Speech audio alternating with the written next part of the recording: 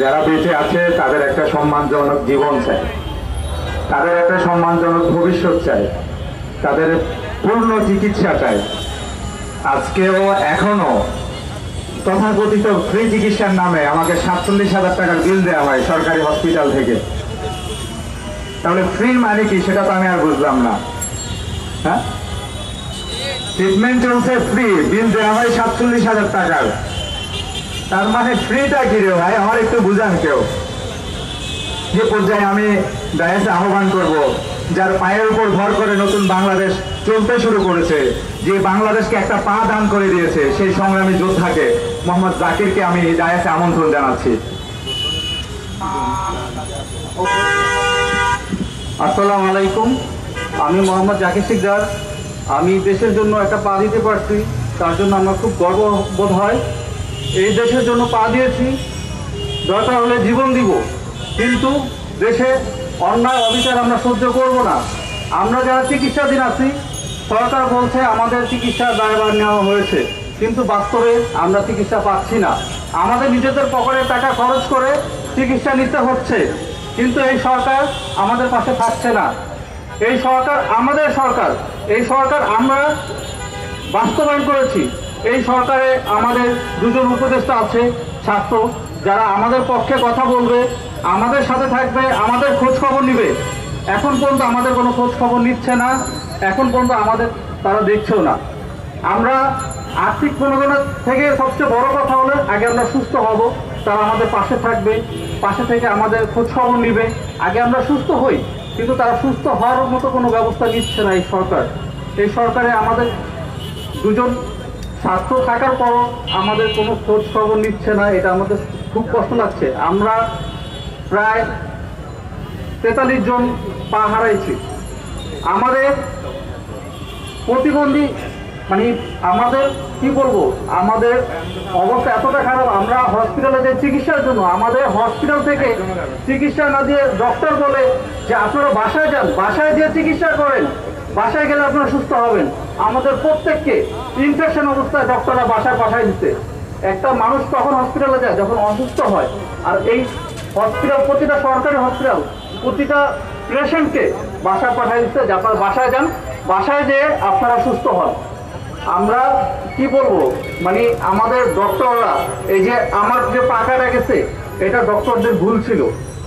যাই হোক, দেশের জন্য পা দিতে পারছি, এটাই তো সবচেয়ে বড় কথা।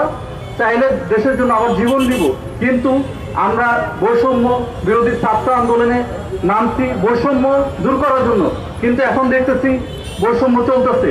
এই যে যারা আহত, তাদের পাশে সরকার নেই, সরকারের কোনো লোক নেই। তারা মজমাস্তি করতেছে, তারা ফুর্তি করতেছে, যারা আহত আছে তাদের খোঁজ খবর নিচ্ছে না। আমি চাই এই সরকার আগে আমাদের সুস্থ করুক, আমাদের চিকিৎসার দায়ভার নেই, তারপরে তারা আস্তে ধীরে আমাদের পুনর্বাসন ব্যবস্থা করুক। আমরা সারা জীবনের জন্য পঙ্গু হয়ে গেছি।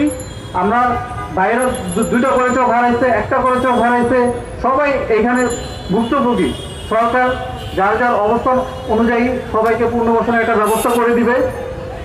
আগে সরকারের সর্বপ্রথম আমাদের দরকার চিকিৎসাটা জানি তারা বাস্তবায়ন করে, ফ্রি চিকিৎসা করে দেয়। শুধু মিডিয়াতে ফ্রি ফ্রি বললে হবে না, বাস্তবে আমাদের ফ্রি চিকিৎসার ব্যবস্থা করে দিতে হবে। এটাই আমরা চাই। আমরা চাই যে সরকার আমাদের পাশে থাকবে, আমরা সরকারের পাশে থাকবো। আমরা সবাই মিলে দেশকে নতুন দিকে এগিয়ে নিব, নতুন বাংলাদেশ করব, এটাই আমাদের চাওয়া। আমরা কোনো আন্দোলনে যেতে চাই না, আমরা কোনো আন্দোলন করতেছিও না। আমরা চাই সরকার আমাদের পাশে থাকবে, আমরা সরকারের পাশে থাকবো। আমরা এই দেশের নাগরিক, আমাদের চিকিৎসার অধিকার আছে, আমরা চিকিৎসা চাই, আমরা ফ্রি চিকিৎসা চাই। আমরা ভুক্তভোগী, তাই আমরা ফ্রি চিকিৎসা চাই। এটা সরকার বাস্তবায়ন করবে, এটাই আমাদের সরকারের কাছে এখন মূলত দাবি। সবাইকে এ বলে আমি শেষ করছি। সবাইকে আসসালামু আলাইকুম। এ পর্যায়ে আমি আসলে কথা তো অনেক, কি রেখে কি বলবো সেটাই বুঝতে পারছি না। কি রেখে কি বলবো? আমার চিকিৎসার সবকিছু রাষ্ট্রকেই বহন করার কথা ছিল। অমুক ফাউন্ডেশন আর তমুক সংস্থার এখন কাজ করছে। আমি কি সংগ্রামটা করছিলাম? বা আমি তো চিকিৎসার জন্য সংগ্রাম করি নাই। আমরা যখন রাস্তায় নেমেছি মৃত্যু সুনিশ্চিত জেনেছি, কিন্তু এখন তো আমার বাবা ক্ষমতায়,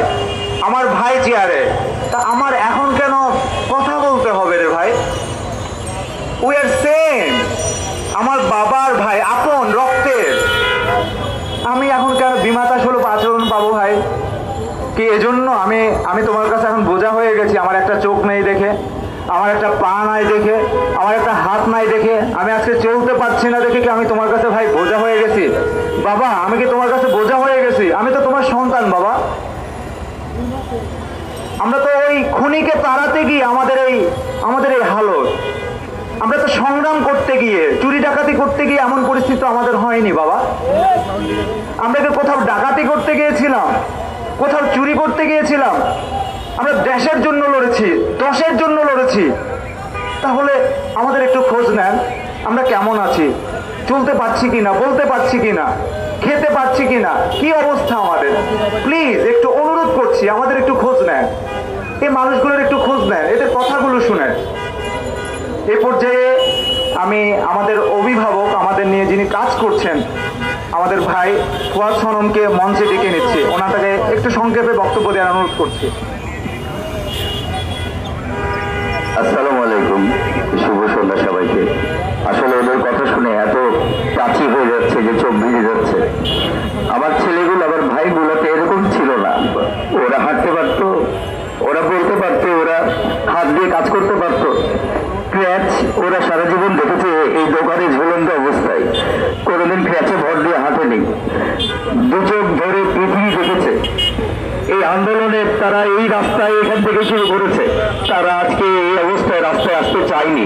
তারা তো অসুস্থ, তারা রাস্তায় আসবে কেন? আজকে আমাদের